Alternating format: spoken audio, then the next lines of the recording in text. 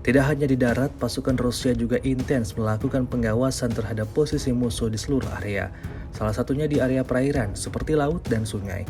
Baru-baru ini beredar sebuah video di media sosial Telegram pada Rabu 12 Juni 2024. Dalam rekaman tersebut memperlihatkan kerja tempur pesawat tak berawak atau drone BT-40 Rusia saat menabrak kapal angkatan bersenjata Ukraina.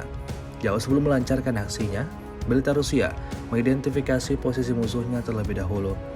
Setelah mendapatkan waktu yang pas, serangan mematikan langsung dilepaskan hingga menghantam kapal Ukraina bersama personel militer yang ada di atasnya.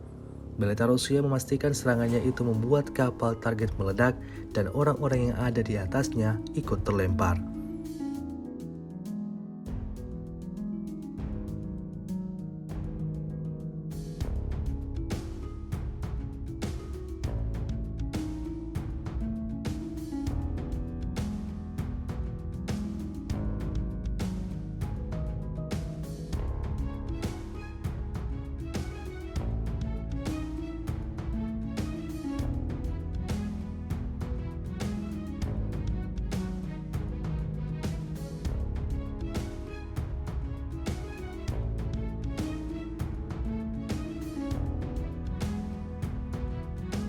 Download Tribun X sekarang, menghadirkan lokal menjadi Indonesia.